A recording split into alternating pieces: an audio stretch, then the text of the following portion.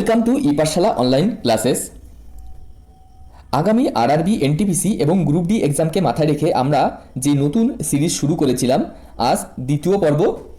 এই সিরিজে আমরা রেলওয়ে রিক্রুটমেন্ট বোর্ড দ্বারা সংগঠিত সমস্ত পরীক্ষার জেনারেল সায়েন্সের কোশ্চেনগুলো অনলাইনের রূপে উপস্থাপন করব। যদি আমাদের ভিডিও ভালো লাগে তাহলে অবশ্যই আমাদের ভিডিওগুলো লাইক করবে এবং বন্ধুদের মধ্যে শেয়ার করবে। যদি আমাদের চ্যানেলে কেউ নতুন হও তাহলে আমাদের চ্যানেলটি প্লিজ সাবস্ক্রাইব করে বেল আইকনটি প্রেস করে রাখবে, যাতে কিনা তোমরা সমস্ত ভিডিওগুলো যথাসময়ে পেয়ে যাও। আর যদি কোনো ভুল হয়ে থাকে তাহলে কমেন্ট সেকশানে অবশ্যই জানাবে। এবং মনে রাখবে যে এই যে ভিডিওর যে পিডিএফ কোশ্চেনটা হচ্ছে, পিডিএফ অনলাইনারগুলো পিডিএফ রূপে যাচ্ছে, সেই পিডিএফগুলো কিন্তু আমাদের ই-পাঠশালা অনলাইন টেলিগ্রাম চ্যানেলে দিয়ে দেবো। ওখান থেকে তোমরা ডাউনলোড করে নিতে পারবে, তোমাদের ভবিষ্যতে এই পিডিএফটা খুবই কাজে লাগবে। তাহলে দেখো, আজকের প্রথম পয়েন্টে চলে আসবো। প্রথম পয়েন্ট কি আছে দেখে নেব। প্রথম পয়েন্টে আছে দেখো, অ্যালফান্সো এক প্রকারের আম। শুধু এইটুকু মনে রাখলেই হবে, লেড অ্যাসিড ব্যাটারিতে সালফিউরিক অ্যাসিড ব্যবহার করা হয়। আমাদের যে বাড়িতে ইনভার্টারে যে টিউবুলার ব্যাটারিগুলো আছে, সেই টিউবুলার ব্যাটারির ম্যাক্সিমামটাই হচ্ছে লেড অ্যাসিড ব্যাটারি, আর এখানে অ্যাসিড রূপে সালফিউরিক অ্যাসিডকে ব্যবহার করা হয়। এছাড়া দেখো, ব্যাটারি লিথিয়াম আয়ন ব্যাটারি আছে, লেকল্যান্ড সেল আছে, কার্বন ব্যাটারি আছে, ম্যাগনেসিয়াম আয়ন ব্যাটারি আছে, অনেক ধরনের ব্যাটারি পাওয়া যায় মার্কেটে। তারপরে দেখো, এখানে সালফিউরিক অ্যাসিড সম্পর্কিত একটা পয়েন্ট, যে সালফিউরিক অ্যাসিডের অপর নাম হচ্ছে অয়েল অফ ভিট্রিয়াল। এটাও কিন্তু পরীক্ষায় আসে, তোমরা মনে রাখবে। তারপরের পয়েন্টে চলে যাব। পোর্টল্যান্ড সিমেন্টের উপাদান হচ্ছে চুন, সিলিকা এবং অ্যালুমিনা।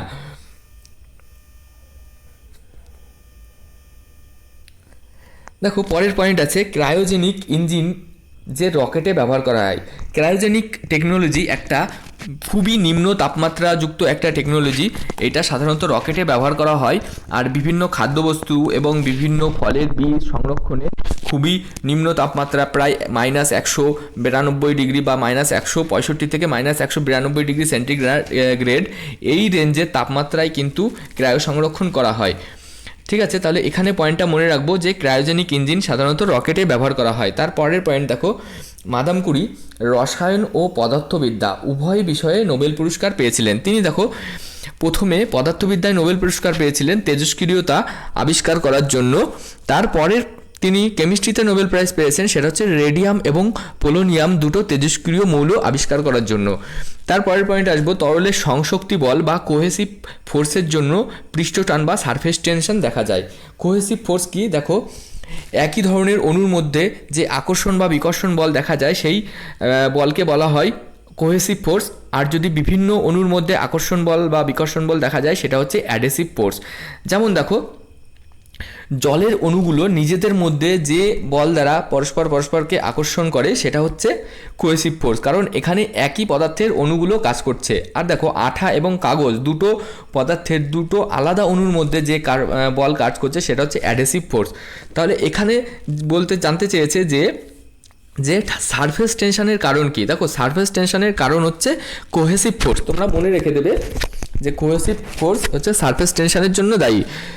পরের পয়েন্টে চলে যাব, যে ঘর্ম নিঃসরণের ফলে দেহের তাপমাত্রা নিয়ন্ত্রিত হয়। দেখো, ঘর্ম নিঃসরণের ফলে দেহের থেকে কি হয়, জলের সঙ্গে সঙ্গে লবণও বেরিয়ে যায়, সেই সঙ্গে বিপাকজাত বিভিন্ন দূষিত পদার্থগুলো দেহ থেকে নির্গত হয়। ফলে এটা এক ধরনের রেচনে কাজ করে এবং ঘর্ম নিঃসরণ করে সাধারণত কি, ঘর্মগ্রন্থি বা সিবেসিয়াস গ্ল্যান্ড। এই গ্ল্যান্ড কিন্তু দেহের তাপমাত্রাও নিয়ন্ত্রণ করে থাকে। তারপরের পয়েন্ট দেখো, গাড়ির সাইড মিররে উত্তল দর্পণ ব্যবহার করা হয় এবং গাড়ির হেডলাইটে অবতল দর্পণ ব্যবহার করা হয়। আর পরের পয়েন্ট দেখছি, যে দাঁতের ডাক্তার দাঁত দেখার সময় অবতল দর্পণ ব্যবহার করায়। দেখো, কেন ব্যবহার করে অবতল দর্পণ? কারণ হচ্ছে অবতল দর্পণে কিন্তু দাঁতগুলোকে বড় বড় দেখায়। তারপরের পয়েন্টে চলে আসবো, বায়ুমণ্ডলের চাপ মাপা হয় ব্যারোমিটার দিয়ে এবং গ্যাসের চাপ মাপা হয় ম্যানোমিটার দিয়ে। এই ধরনের কোশ্চেন কিন্তু পরীক্ষায় প্রচুর এসছে। আমরা তোমাদের একটা লেভেল ওয়াইজ কোশ্চেন আলোচনা করার চেষ্টা করছি। প্রথমে সহজ লেভেল থেকে আস্তে আস্তে আমরা একটু লেভেলটাকে বাড়াবো, এবং যে কোশ্চেনগুলো আমরা আলোচনা করব সেই কোশ্চেনগুলোই কিন্তু তোমাদের আগামীতে যে পরীক্ষাগুলো আছে, সেই পরীক্ষাগুলো আসার কিন্তু হিউজ সম্ভাবনা আছে। আর আমি যে কোশ্চেনগুলো আলোচনা করেছি, সেগুলো কিন্তু আরআরবির বিভিন্ন গ্রুপ ডি এবং এনটিপিসি এবং জুনিয়র ইঞ্জিনিয়ার বিভিন্ন পরীক্ষায় কিন্তু যে বিগত দিনে কিন্তু এই কোশ্চেনগুলো এসেছে। তারপরের পয়েন্ট দেখো কি আছে, কোলেস্ট্রল একটি ফ্যাটি অ্যালকোহল যা প্রাণীদেহের চর্বিতে পাওয়া যায়। কোলেস্ট্রল কি? একটা ফ্যাটি অ্যালকোহল, মনে রাখবো। তারপরের পয়েন্ট দেখো রেফ্রিজারেটরের উপরের দিকে ফ্রিজার রাখা হয়, কারণ যাতে সমস্ত অংশের মধ্যে বাতাস পরিচালনার মাধ্যমে ছড়িয়ে পড়তে পারে। দেখো ফ্রিজারকে উপরের দিকে রাখা হয়, আর যে ঠান্ডা বাতাসটা আছে সেটা অপেক্ষাকৃত ভারী। দেখো অপেক্ষাকৃত ভারী হওয়ার জন্য কি হয়, ও উপর থেকে নিম্নাংশের সমস্ত অংশে পরিচালন পদ্ধতির মাধ্যমে কিন্তু ছড়িয়ে পড়তে পারে। ফলে কি হয়, রেফ্রিজারেটরের সমস্ত অঙ্গই কিন্তু ঠান্ডা হয়ে যায়। দেখো তরল এবং যে গ্যাস, এই পদার্থের মধ্যে সাধারণত উষ্ণতা পরিবহন হয় সাধারণত পরিচালন পদ্ধতির মাধ্যমে, আর সূর্য থেকে পৃথিবীতে তাপ আসে বিকিরণ পদ্ধতির মাধ্যমে। আর কঠিনের মধ্য দিয়ে যদি যেটা যায় সেটা হচ্ছে পরিবহন। তাহলে তাপমাত্রা যে ট্রান্সফার, হিট ট্রান্সফার, তার তিনটে প্রসেস কী আছে, পরিবহন, পরিচালন এবং বিকিরণ। পরিবহন দেখা যায় সাধারণত কি কঠিন পদার্থের মধ্যে, পরিচালন দেখা যায় তরল এবং গ্যাসীয় পদার্থের মধ্যে, এবং বিকিরণ দেখা যায় দুটো টাচ না থাকা দুটো বস্তুর মধ্যে। যেমন সূর্য থেকে পৃথিবীতে তাপ আসে কিন্তু বিকিরণ পদ্ধতির মাধ্যমে। এই পয়েন্ট তিনটে কিন্তু মনে রাখবো, এটা কিন্তু সমস্ত পরীক্ষায় আসে, পরীক্ষার জন্য কিন্তু খুবই গুরুত্বপূর্ণ। তারপরের পয়েন্ট দেখব প্লাস্টার অফ প্যারিস জমাট বাঁধার জন্য দায়ী কিন্তু অক্সিজেন না হলে কিন্তু প্লাস্টার অফ প্যারিস জমাট বাঁধতো না, আর অক্সিজেন না থাকলে পৃথিবীর সমস্ত বিল্ডিং তৈরি হওয়া সম্ভব হতো না। যদি 1 সেকেন্ডের জন্য পৃথিবী থেকে অক্সিজেন বিলুপ্ত হয়ে যায় তাহলে পৃথিবীর সমস্ত বিল্ডিং কিন্তু ধূলিসাৎ বা ধূলিকণায় পরিণত হবে। তারপরের পয়েন্ট দেখো, পরের পয়েন্ট না, তার আগে আমি একটু প্লাস্টার অফ প্যারিস সম্পর্কে বলে দিই। প্লাস্টার অফ প্যারিস হচ্ছে যে এর সংকেত CaSO4 12H2O। এই 12H2O থাকার জন্য এর যে রাসায়নিক নাম সেটা হচ্ছে ক্যালসিয়াম সালফেট হেমিহাইড্রেট। কি বললাম? ক্যালসিয়াম সালফেট হেমিহাইড্রেট কথাটার অর্থ হচ্ছে 12H2O। তারপরে দেখো এই যে প্লাস্টার অফ প্যারিস, এর রিলেটেড আর একটা পদার্থ হচ্ছে সেটা হচ্ছে জিপসাম। এর একই সংকেত, শুধু জলের অণুগুলোর সংখ্যা আলাদা। দেখো জিপসামের সংকেত হচ্ছে CaSO4 এবং এতে জলের অণুর সংখ্যা হচ্ছে 2H2O। তাহলে কি বললাম, জিপসাম হচ্ছে CaSO4 জিপসাম 2H2O, এটা হচ্ছে জিপসাম। আমি আবার লিখে দিচ্ছি, দেখো জিপসাম হচ্ছে CaSO4 2H2O, R plaster of Paris হচ্ছে CaSO4 12H2O। এই প্লাস্টার অফ প্যারিসকে বলছে ক্যালসিয়াম সালফেট হেমিহাইড্রেট। তারপরের পয়েন্ট দেখো কি আছে, যে রেশম মথ প্রতিপালনকে বলা হয় সেরিকালচার। প্রতিপালনকে বলা হয় সেরিকালচার, আর মৌমাছি প্রতিপালনকে বলা হয় এপিকালচার। আর মানুষের কান 20 থেকে 20,000 হার্টজের শব্দ শুনতে পায়, এই রেঞ্জের বাইরের কোনো শব্দ শুনতে পায় না। তার মানে 20 হার্টজ বা 20 হার্টজের কম অথবা 20,000 হার্টজের বেশি, এই কম্পাঙ্কের শব্দ কিন্তু মানুষের কান শুনতে পায় না। তারপরের পয়েন্ট দেখো, ক্যামেরায় কিন্তু উত্তল লেন্স ব্যবহার করা হয়। মনে রেখে দেবে এই পয়েন্টগুলো, এই লেন্স সম্পর্কিত এবং মিরর সম্পর্কিত কোশ্চেনগুলো সমস্ত পরীক্ষায় আসে। তোমরা এই কোশ্চেনগুলো একটু এক জায়গায় করে মনে রাখার চেষ্টা করবে। তারপরের পয়েন্ট দেখবে, একটি স্বাধীন দণ্ডচুম্বক সর্বদা উত্তর দক্ষিণে মুখ করে থাকে। একটি স্বাধীন দণ্ডচুম্বক সর্বদা, এটা তোমরা সবাই জানো, এটা আমার বিস্তারিত বলার কোনো দরকার নেই। পরের পয়েন্টে চলে যাব, দেখো কি আছে, একটি সরল দোলকের বা একটি পেন্ডুলামের দৈর্ঘ্য যদি 4 গুণ করা হয় তাহলে পর্যায়কাল কী হবে, দ্বিগুণ হয়ে যাবে। তাহলে এই ফর্মুলাটা যদি আমরা মনে রাখতে পারি যে পেন্ডুলামের টাইম পিরিয়ড বা T = 2π√L/g।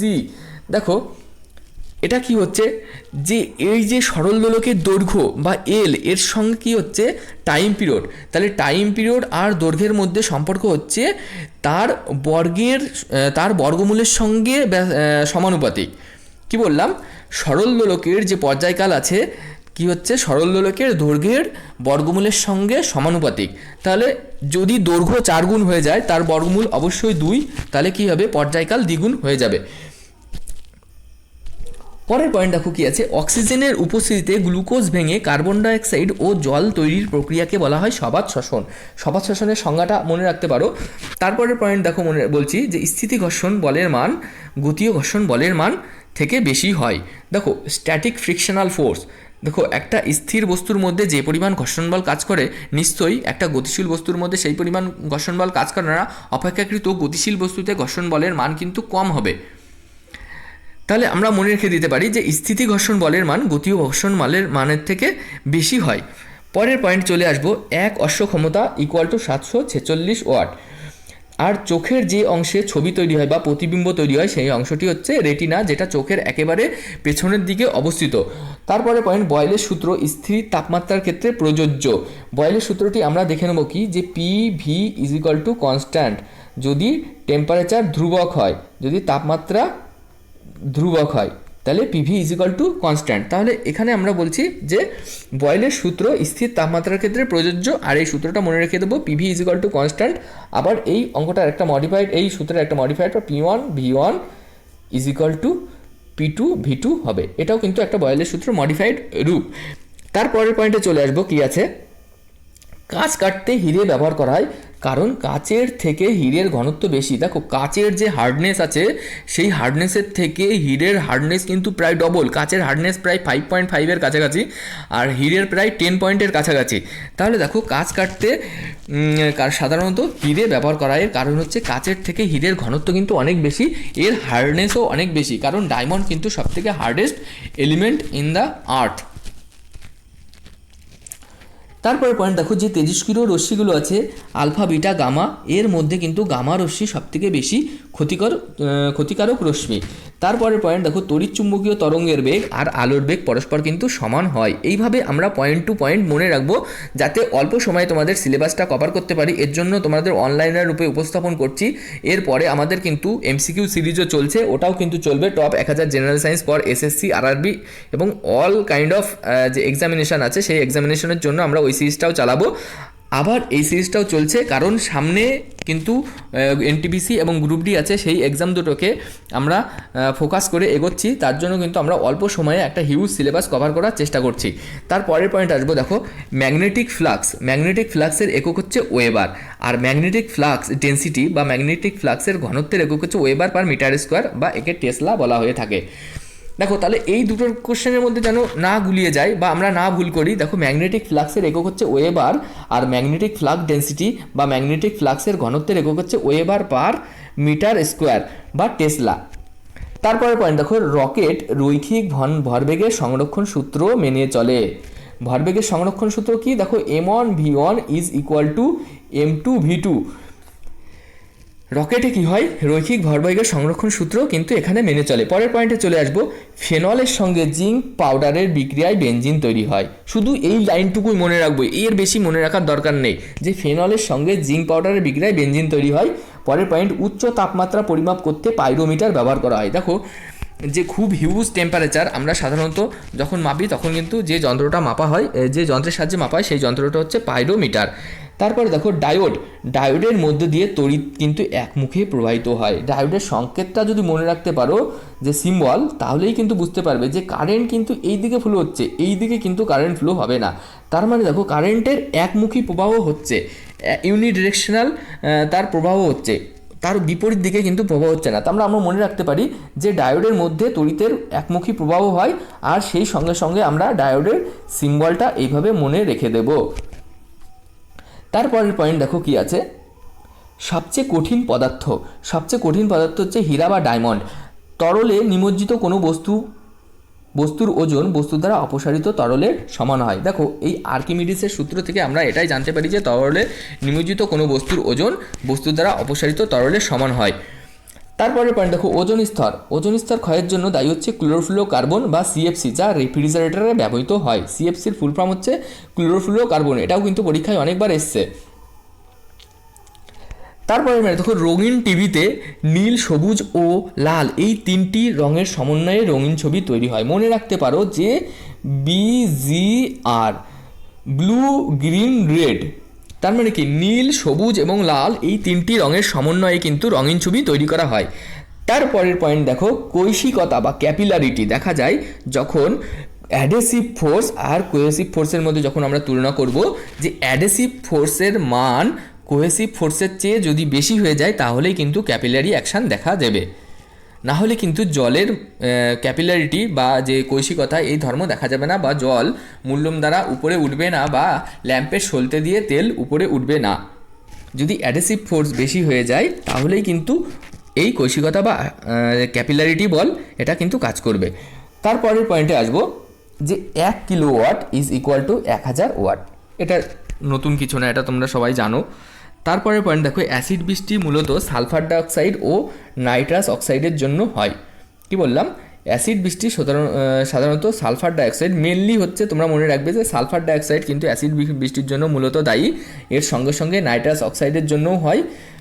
আর খুব স্বল্প পরিমাণে যে কার্বন ডাইঅক্সাইডের জন্য কিন্তু অ্যাসিড বৃষ্টি দেখা যায়, কিন্তু এর তীব্রতা কিন্তু খুবই কম।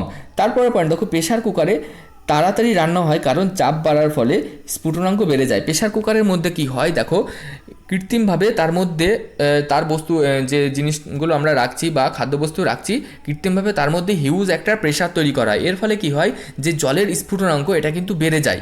তার ফলে সহজে কিন্তু এই যে খাদ্যবস্তু আছে খুব তাড়াতাড়ি কিন্তু রান্না হয়ে যায়। তারপরে পরের পয়েন্টে আসবো, দেখো কি আছে, বায়োগ্যাসের উপাদান। বায়োগ্যাসের যে প্রধান উপাদান সেটা হচ্ছে মিথেন। আর একটা ভালো পয়েন্ট আছে, দেখো যে সমস্ত পাথর বা পদার্থ সূর্যের চারদিকে ঘোরে তাদের অ্যাস্টেরয়েড বা গ্রহাণু বলা হয়। কি বললাম? অ্যাস্টেরয়েড বা গ্রহাণু বলা হয়। তাহলে এটা কিন্তু গ্রহ উপগ্রহ থেকেও কিন্তু খুবই ছোট ছোট পদার্থ, যেগুলো কিন্তু সূর্যের চারদিকে অনবরত ঘুরতে আছে, এই পদার্থগুলিকে বলা হচ্ছে অ্যাস্টেরয়েড বা গ্রহাণু। তারপরে পয়েন্ট দেখো, ক্রীড়াবিদ বা অ্যাথলিটদের তাৎক্ষণিক শক্তির জন্য গ্লুকোজ জাতীয় খাবার দেওয়া হয়। দেখো, গ্লুকোজ যদি সেবন করে দেওয়া হয় না, গ্লুকোজ খাইয়ে দেওয়া হয়, তাহলে কিন্তু ক্রীড়াবিদদের হঠাৎ করে একটা যে তাৎক্ষণিক শক্তি, সেই শক্তিটা কিন্তু তারা পেয়ে যায়। তারপরের পয়েন্ট দেখো, হুকের সূত্র স্থিতিস্থাপক সীমার মধ্যে প্রযোজ্য। স্থিতিস্থাপক সীমার বাইরে কিন্তু হুকের সূত্র কাজ করে না। হুকের সূত্রটা কি মনে আছে তো? দেখো, স্থিতিস্থাপক সীমার মধ্যে কি আছে, পীড়ন বিকৃতির সঙ্গে সমানুপাতিক, এটা হচ্ছে হুকের সূত্র। তাহলে হুকের সূত্রের কন্ডিশনই হচ্ছে যে হুকের সূত্র স্থিতিস্থাপক সীমা বা ইলাস্টিক লিমিটের মধ্যেই কিন্তু কাজ করবে। তারপরে পয়েন্ট দেখব যে ট্রান্সফরমার শুধুমাত্র এসি সিস্টেমে কাজ করে, ডিসি সিস্টেমে কাজ করে না। ট্রান্সফরমার কী করে? শুধুমাত্র এসি সিস্টেমে কাজ করে। ট্রান্সফরমার কেন ব্যবহার করা হয়? দেখো, শুধুমাত্র যে ভোল্টেজকে কি হয়, আপ অথবা ডাউন, স্টেপ আপ এবং স্টেপ ডাউন, এই দুটো কাজেই ট্রান্সফরমারকে কিন্তু ব্যবহার করা হয়। স্টেপ আপ এবং স্টেপ ডাউন করতে ব্যবহার করা হয়। তারপরের পয়েন্ট দেখো, ইনসুলিনের অভাবে ডায়াবেটিস মেলিটাস বা মধুমেহ রোগ হয়। ডায়াবেটিস ইনসিপিটাসের সঙ্গে কিন্তু এই কোশ্চেনটা গোলালে হবে না। দেখো, ডায়াবেটিস ইনসিপিটাস কিন্তু এডিএইচ, অ্যান্টি ডায়ুরেটিক হরমোনের অভাবে হয়, যেটাকে বলা হচ্ছে বহুমূত্র। আর ডায়াবেটিস মেলিটাস বা মধুমেহ বা ব্লাড সুগার, সেটা কিন্তু ইনসুলিনের অভাবে হয়। আর এর সঙ্গে সঙ্গে তোমরা মনে রাখতে পারো যে ইনসুলিন কিন্তু অগ্নাশয়ের আইলেটস অফ ল্যাঙ্গারান্সের বিটা কোষ থেকে তৈরি হয়। বলতে বলতে দেখো, আমরা 50টা কোশ্চেন আজকে আলোচনা করে ফেলেছি। দেখো, তোমাদের যদি আমাদের এই ভিডিও সিরিজ ভালো লাগে তাহলে কিন্তু অবশ্যই লাইক করে আমাদেরকে মোটিভেট করবে। তোমাদের একটা লাইক কিন্তু আমাদের একটা মোটিভেশন, তাহলে কিন্তু তোমাদের এই কোর্সগুলো আমরা আরও এগিয়ে নিয়ে যেতে পারবো। তাহলে পরের পয়েন্ট আমরা আলোচনা করব। দেখো, আদর্শ গ্যাস সমীকরণ মনে রেখে দেবে যে আদর্শ গ্যাস সমীকরণ হচ্ছে PV is equal two nRT. তারপরে পয়েন্ট দেখো যে ধাতুকে আরও শক্ত করার জন্য ইলেকট্রোপ্লেটিং করা হয়। তারপরে পয়েন্ট, প্রোটিনের হাইড্রোলাইসিসের ফলে অ্যামাইনো অ্যাসিড তৈরি হয়। দেখো, প্রোটিন যে পরিপাক তার সর্বশেষ পদার্থ কিন্তু অ্যামাইনো অ্যাসিড। তারপরে পয়েন্ট, লুমিনাস ইন্টেন্সিটি বা আলোক দীপ্তি এর একক হচ্ছে ক্যান্ডেলা, সিডি। চলে আসবো পরের পয়েন্ট, প্যারাসিটামল। প্যারাসিটামল কি হয়? জ্বর কমাতে বা তাপমাত্রা কমাতে ব্যবহার করা হয়। আয়োডিন এর সহায়তায় থায়োসালফেটের জারণে উপজাত পদার্থ হিসেবে SO4 উৎপন্ন হয়।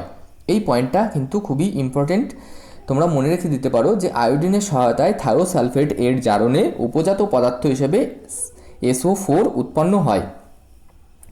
তারপর দেখো, ব্লিচিং পাউডার। ব্লিচিং পাউডার কি? ব্লিচিং পাউডার হচ্ছে চুন, ক্যালসিয়াম ক্লোরাইড, ক্যালসিয়াম হাইপোক্লোরাইড এর মিশ্রণ। সংকেত হচ্ছে CaOCl আর Cl। মনে রেখে দিতে পারো যে ব্লিচিং পাউডার হচ্ছে চুন, ক্যালসিয়াম ক্লোরাইড ও ক্যালসিয়াম হাইপোক্লোরাইডের মিশ্রণ। এর সংকেত হচ্ছে CaOCl Cl। Cl এটা, CT না, Cl। পরের পয়েন্ট দেখো কি আছে, গ্যাস মৌলগুলির মধ্যে হাইড্রোজেন গ্যাসের ক্যালোরিফিক ভ্যালু বা তাপন মূল্য সবথেকে বেশি। তাপন মূল্য কাকে বলা হয়? দেখো, 1 গ্রাম কোনো জ্বলনশীল পদার্থ এর দহনে যে পরিমাণ তাপশক্তি উৎপন্ন হয় সেটা হচ্ছে তার তাপন মূল্য বা ক্যালোরিফিক ভ্যালু। তাহলে গ্যাস মৌলগুলোর মধ্যে যে হাইড্রোজেন গ্যাস আছে এর ক্যালোরিফিক ভ্যালু কিন্তু সবচেয়ে বেশি। তার পরের পয়েন্ট দেখো, সূর্যের শক্তি আসে নিউক্লিয় বিভাজন বা নিউক্লিয়ার ফিউশন। দেখো ইংলিশ টার্মটা তোমরা ভালোভাবে মনে রাখতে পারবে। দেখো সান, আর সানের মাঝের লেটার হচ্ছে ইউ, আর এখানে দেখো নিউক্লিয়ার, এখানে এফ ইউ। এই দুটো ওয়ার্ডকে তোমরা রিলেট করে মনে রাখতে পারো যে সূর্যের যে শক্তি আসে সেটা হচ্ছে নিউক্লিয়ার ফিউশন থেকে আসে। তারপরে পয়েন্ট দেখো, শাকাশী প্রাণী। শাকাশী প্রাণীদের ফসফরাসের উৎস হচ্ছে দুধ। যারা শাকসবজি খায় তাদের কিন্তু একমাত্র ফসফরাসের উৎস হচ্ছে দুধ। পরের পয়েন্টে চলে আসবো। দেখো সোডিয়াম অ্যাসিটেট ও সোডা লাইমকে উত্তপ্ত করলে মিথেন গ্যাস উৎপন্ন হয়।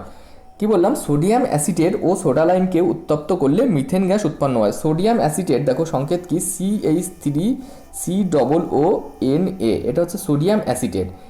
এর সঙ্গে CaO অথবা NaOH এর বিক্রিয়ায় কি হচ্ছে, CH4+CO2 গ্যাস উৎপন্ন হচ্ছে।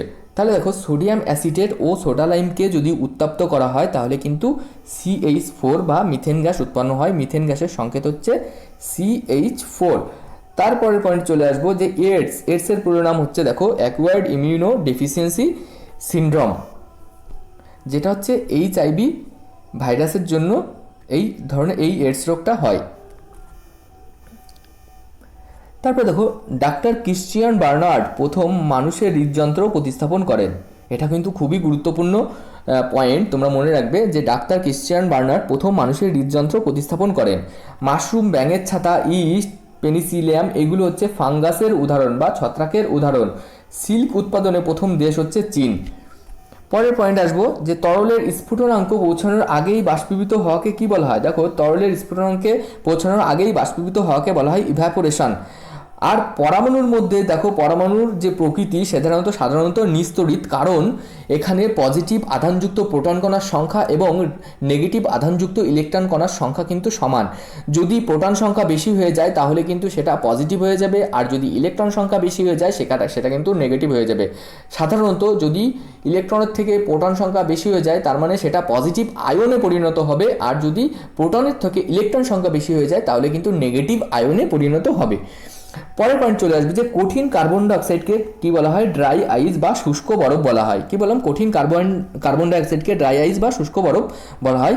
পরের পয়েন্ট কম্পাসের কাঁটা চুম্বকীয় উত্তর এবং দক্ষিণ মেরু বরাবর থাকে। কি আছে? কম্পাসের কাঁটা পৃথিবীর চুম্বকীয় উত্তর এবং চুম্বকীয় দক্ষিণ মেরু বরাবর থাকে, এটা কিন্তু মনে রাখবে। তারপর পয়েন্ট দেখো কি আছে, ডক্টর সিভি রমন আলোক বিচ্ছুরণের উপর গবেষণা করে নোবেল পুরস্কার পেয়েছেন। আর এই আলোক বিচ্ছুরণ বা স্ক্যাটারিং অফ লাইট, এই যে প্রক্রিয়াটা বা যে এফেক্টটা তিনি আবিষ্কার করেন সেটাকে বলা হয় রমন এফেক্ট। তিনি কিন্তু পদার্থবিদ্যায় নোবেল প্রাইজ পেয়েছিলেন। আর এই যে টপিকটা ছিল সেটা হচ্ছে আলোর বিচ্ছুরণ বা স্ক্যাটারিং অফ লাইট। তারপর দেখো সমতল দর্পণে যে ছবি তৈরি হয় তার প্রকৃতি হচ্ছে ভার্চুয়াল এবং ইরেক্ট। পরে নাইট্রোজেন গ্যাসের পরিমাণ সবথেকে বেশি, এটা তো আমরা সবাই জানি।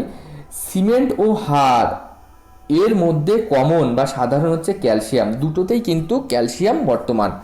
পরের পয়েন্টে চলে আসবো। দেখো রেডিও কার্বন ডেটিং পদ্ধতিতে জৈবিক পদার্থের বয়স নির্ণয় করা হয়ে থাকে। তারপর পয়েন্ট দেখো বাইল বা পিত্তরস যকৃৎ থেকে নিঃসৃত হয়।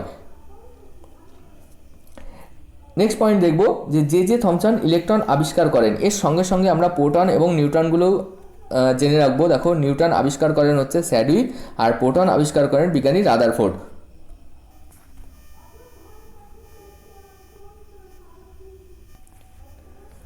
তারপর পয়েন্ট দেখবো যে কোনো বস্তু ধনাত্মক আধানযুক্ত হলে তার মধ্যে ইলেকট্রনের থেকে প্রোটন সংখ্যা বেশি আছে। আমরা একটু আগেই আলোচনা করলাম এটা, যে ধনাত্মক আধানযুক্ত হলে তার মধ্যে ইলেকট্রনের থেকে প্রোটন সংখ্যা বেশি হবে, কারণ প্রোটন কিন্তু ধনাত্মক আধানযুক্ত।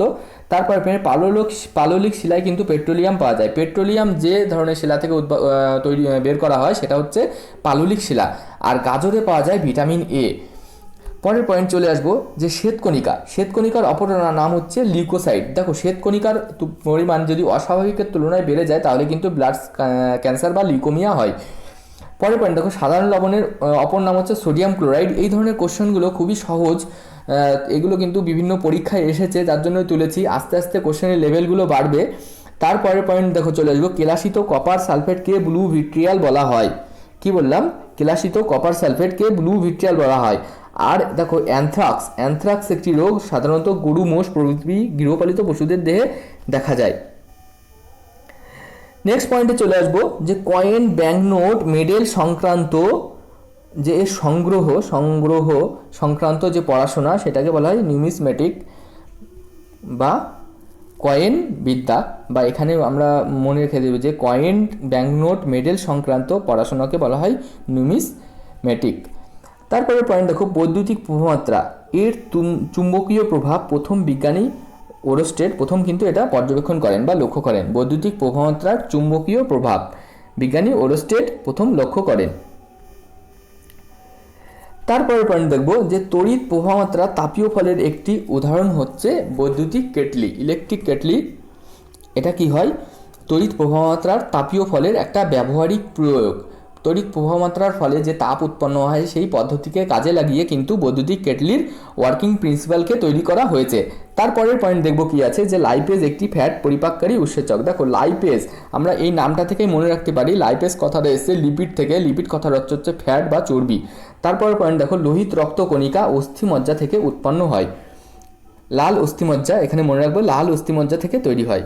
তারপরের পয়েন্ট দেখব কি আছে, ভরা কোটাল হয় যখন পৃথিবী এবং চাঁদ, পৃথিবীর একই দিকে চাঁদ ও সূর্য চলে আসে, তখন কিন্তু ভরা কোটাল দেখা যায়। দেখো এর পরের পয়েন্ট দেখছি যে কোনো প্রতিফলকের উপর আপতন কোণ যদি আলোক পড়ে, কি হয়, কোনো প্রতিফলকের উপর যদি আলো পড়ে, যে আপতন কোণে পড়বে আর প্রতিফলন কোণে যদি 60 ডিগ্রি আপতন কোণে পড়ে তাহলে তার প্রতিফলন কোণের মানও 60 ডিগ্রি হবে। কারণ আমরা প্রতিফলনের সূত্র থেকে জানি যে আপতন কোণের মান এবং প্রতিফলন কোণের মান পরস্পর সমান হয়। তাহলে কি হচ্ছে, কোনো আলোক রশ্মি প্রতিফলকের উপর পড়লে আপতন কোণ যদি 60 ডিগ্রি হয় তার প্রতিফলন কোণের মানও কিন্তু 60 ডিগ্রি হবে। পরের পয়েন্ট দেখো, শব্দের গতিবেগ কম্পাঙ্কের উপর নির্ভর করে। চলে আসবো নেক্সট পয়েন্ট, প্রোটন। প্রোটন হচ্ছে পরমাণুর নিউক্লিয়াসে অবস্থান করে। নিউক্লিয়াসে কি কি আছে দেখো, নিউট্রন এবং প্রোটন। নিউক্লিয়াসের মধ্যে আছে নিউট্রন এবং প্রোটন, আর বাইরের যে কক্ষপথগুলো আছে সেখানে কিন্তু ইলেকট্রনগুলি ঘোরাঘুরি করে। তারপরে পয়েন্ট দেখো, পরমাণু ক্রমাঙ্ক বলতে তার প্রোটন সংখ্যাকে বোঝায়। এখানে কিন্তু একটা পরমাণুতে ইলেকট্রন সংখ্যা এবং প্রোটন সংখ্যা কিন্তু সমান থাকে, তবুও এখানে যে প্রোটন সংখ্যা কিন্তু ফিক্সড, এই প্রোটন সংখ্যাকে কিন্তু পরমাণু ক্রমাঙ্ক বলা হয়। তারপরের পয়েন্টে চলে আসবো যে সমস্ত টক জাতীয় ফল, এই টক জাতীয় ফলে কিন্তু ভিটামিন সি বা অ্যাসকর্বিক অ্যাসিড পাওয়া যায়। তাহলে আমাদের যদি এখান থেকে টক জাতীয় ফলের উদাহরণ দেয় তাহলে আমরা চোখ বন্ধ করে সবকটাই মারবো, অ্যাসকর্বিক অ্যাসিড কিন্তু টক জাতীয় ফলে পাওয়া যায়। পরের পয়েন্ট দেখো, আর্থ্রাইটিস বা বাত, এটা হচ্ছে অস্থি সন্ধির একটা রোগ, এইটুকু মনে রাখলেই হবে। গ্রীষ্মকালে আমরা কি করি, হালকা রঙের পোশাক পরি, কারণ এই হালকা রঙের পোশাক পরা ভালো, কারণ যে সূর্য থেকে যত আলো আসে সেই আলোর ম্যাক্সিমামটাই কিন্তু প্রতিফলন করে দেয়। আর কিন্তু যদি আমরা কালো পোশাক পরতাম তাহলে কিন্তু কালো কি করে সমস্ত আলোক বর্ণালী কিন্তু শোষণ করে নেয়, ফলে কি হয়, বডি টেম্পারেচার আরও বেড়ে যাবে, আমাদের গরম লাগবে। তার জন্য গ্রীষ্মকালে আমরা হালকা রঙের পোশাক পরি, বিশেষ করে সাদা রঙের পোশাক পরা সবথেকে ভালো। তারপরে পয়েন্ট দেখো, কয়লা পোড়ালে কার্বন ডাই অক্সাইড উৎপন্ন হয়। নেক্সট পয়েন্ট, বরফের ঘনত্ব জলের থেকে কম হয়, বরফ জলে ভাসে। অবশ্যই বরফের ঘনত্ব কম থাকার জন্য বরফ জলে ভাসে। আবার যদি বরফকে যদি গলিয়ে আবার 4 ডিগ্রি সেন্টিগ্রেড উষ্ণতায় জলে পরিণত করা হয় তাহলে জলের ঘনত্ব কিন্তু এখানে সর্বাধিক। আমরা মনে রাখবো যে 4 ডিগ্রি সেন্টিগ্রেড উষ্ণতায় জলের ঘনত্ব কিন্তু সর্বাধিক, 4 ডিগ্রি সেন্টিগ্রেড উষ্ণতায়।